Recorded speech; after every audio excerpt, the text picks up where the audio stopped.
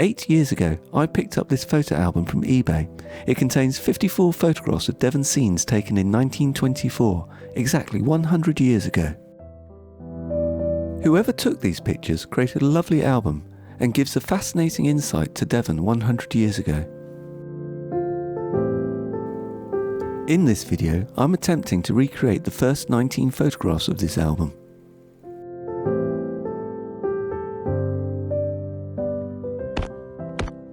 I'll be visiting locations such as Teignmouth, following the coastal footpath from Torquay to Watcombe, and visiting Cockington and Dartmouth, as well as following the coast path from Kingswear to Brixham. I've based myself just outside of Torquay for this trip at the Treacle Valley campsite right next to the Treacle Mines. I did enjoy my stay at the campsite. It had views of Dartmoor, a little convenience shop on site as well. I start by heading down to Torquay Harbour and following the coast path east.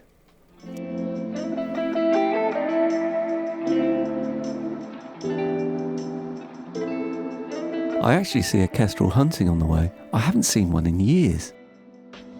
The first shot of the album is of London Bridge.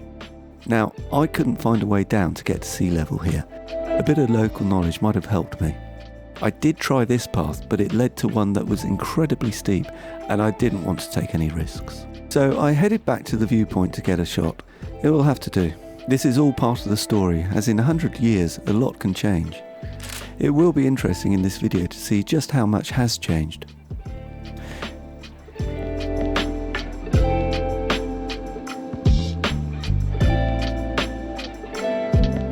You can pause the video if you want to spend longer comparing the two images.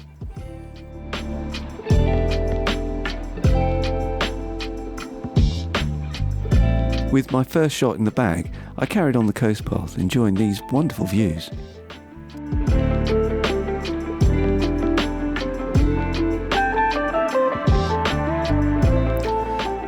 The next shot is at Meadfoot from Lincoln Gardens. It soon becomes apparent that the shot was taken up here where the trees are. So I go up there trying to find a viewpoint, but all the trees are blocking the view. I suspect it was taken where this bench was, so I head back to where I was before and take this shot as it's the closest I can get to the original picture.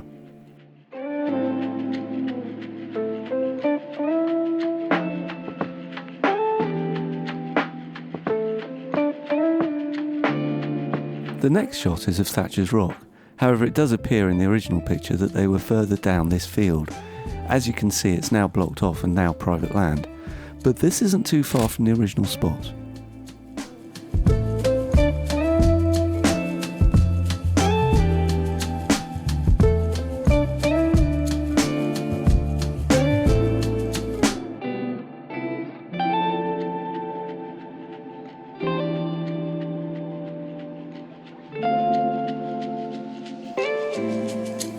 I then joined Bishop's Walk to get a shot of Hope's Nose and the Orstone. It's interesting to see another bench at this view. Clearly these are viewpoints that have existed for a long time.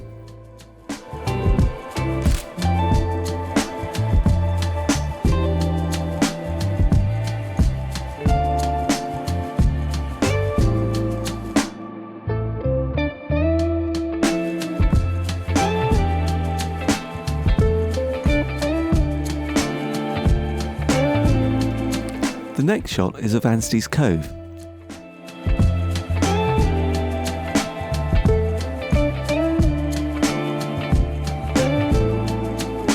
It's a lovely little cove with a cafe that sells drinks and really nice food. The rocks you see at the end there are an old quarry. Unfortunately, the path is now closed off and I couldn't get the shot from the same spot, so I took it at sea level instead.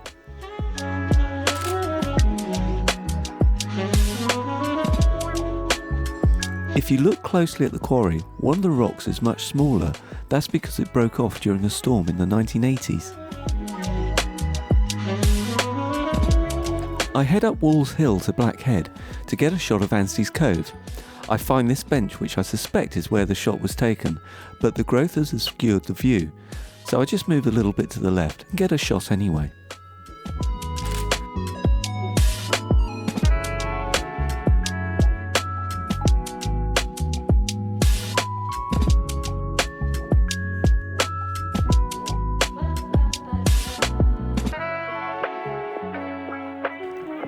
I now carry on up the path towards Babbacombe.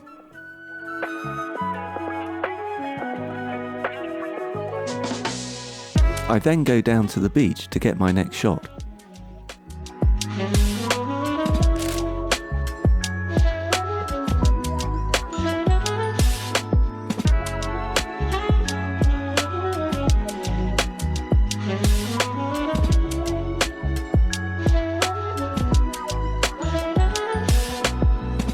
This shot I'm recreating was taken 2 years before the Babbacombe Cliff Railway was built, and none of the beach huts remain and replaced with new ones.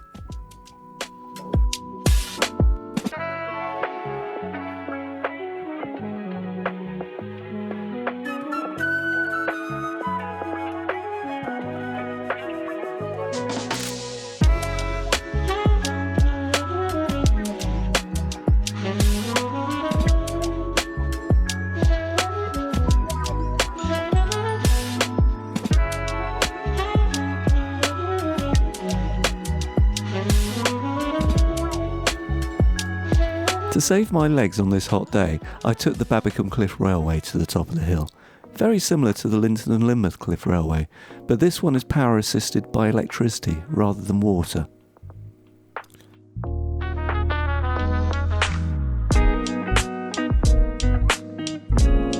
All the trees heavily obscured my next shot, and I wasn't exactly sure where it was, so I just kind of guessed this location.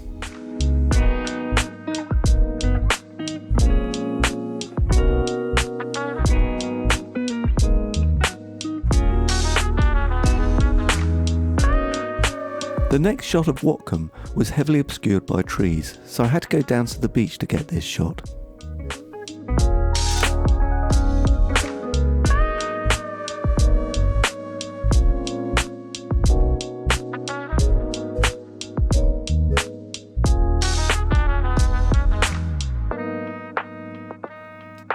I leave Watcombe and head out to the quaint little village of Cockington.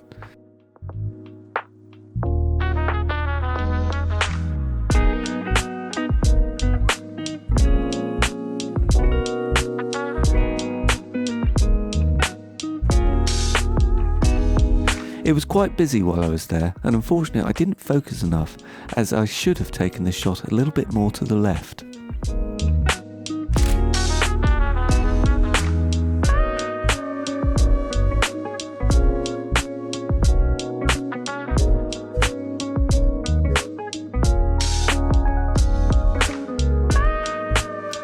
I leave Cockington and head towards Teignmouth.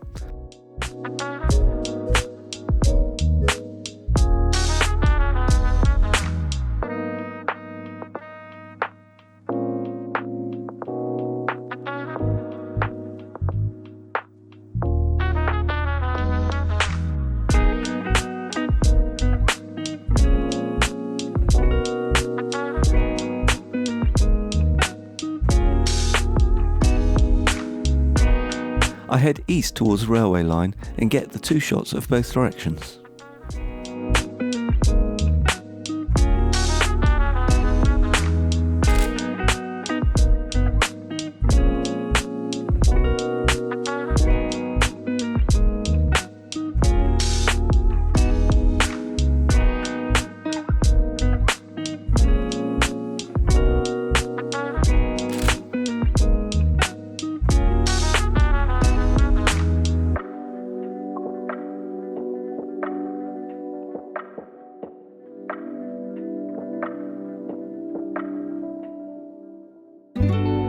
I leave Teignmouth and head towards Brixham.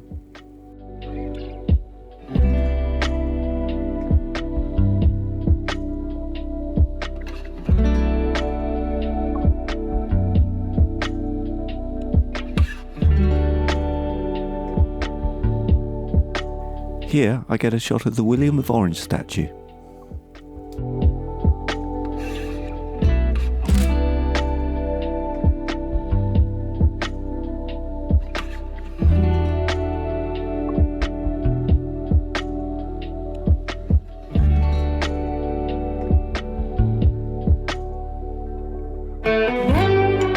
From Brixham, I head over to Kings Weir.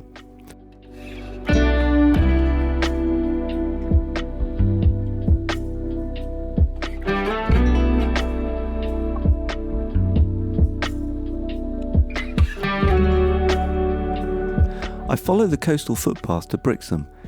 This is a 10-mile walk and has some very steep ascents and descents.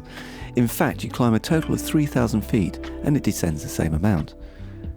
I did find this particularly tiring as it was very warm that day, but the coastal views were just fantastic and I would love to do this walk again in the future.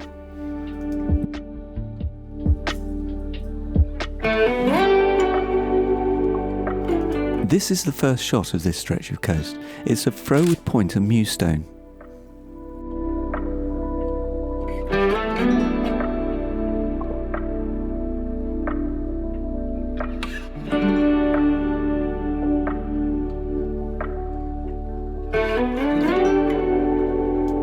A bit further on, I get my next shot of Pudcombe Cove and Froward Point.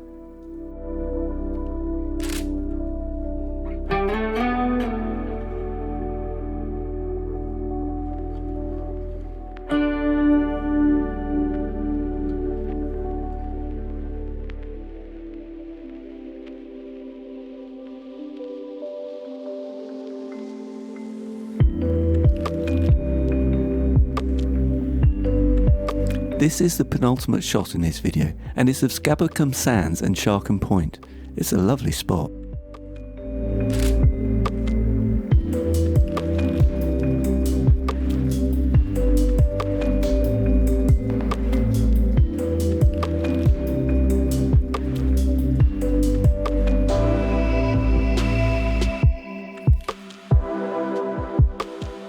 I carry on heading to Brixham, enjoying these lovely coastal views.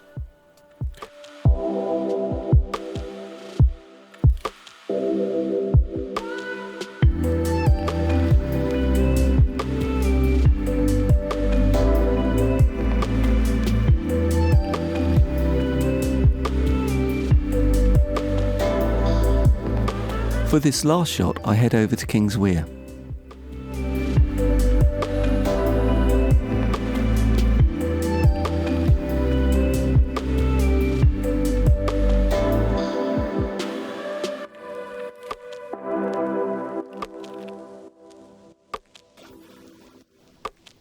I get the ferry across to Dartmouth. I absolutely love Dartmouth, and I enjoy a walk around the town before heading out to find the spot of the last shot.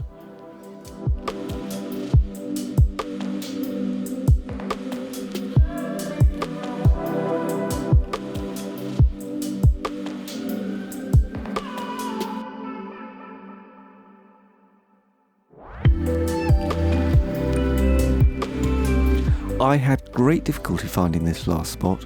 All the views were blocked by trees, and this one spot was the only viewpoint I could see the castle from. And this site looks nothing like the photograph, so I opted to take this shot as it was of similar composition, from one of the only vantage points I could find.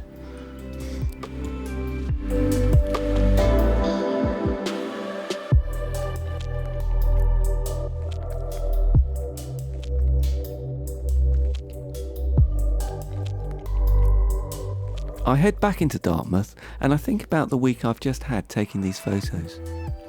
There are still more photographs to take in this album of different parts of Devon. I have some of Dartmoor to take very soon and they'll feature in future videos. This video really tells a story of how some things haven't changed while other things have. Things like coastal erosion, the growth of trees, access rights, as well as lost paths all affected how I could recreate these shots. It makes me wonder why so many trees are around on the coast now. I wonder if maybe they were cut down for the war effort and replanted, or maybe they were just planted to prevent coastal erosion. I couldn't find any information about this, so if you happen to know why there are more trees now than there were in 1924, please let me know in the comments. This was actually a lot harder than I thought it was going to be. I knew there were going to be environmental changes, but finding the exact spot and lining it up were actually quite difficult. What I did was put all the original photographs onto my phone, and unfortunately in the bright sunlight I couldn't really see them very well. So a lot of this was guesswork. You live and learn. I probably should have had them printed out. Over the 6 days I covered 50 miles in total, and I guess it doesn't sound a lot, but in the hot sunshine I did find it quite tiring, and I needed a good rest once I got back home. In the next video, I'll be heading out to Dartmoor and see how I get on up there. But I really hope you enjoyed this video, so please pop down and give it a like if you enjoyed it, and keep an eye out for the next video of the series. So, until next time, take care.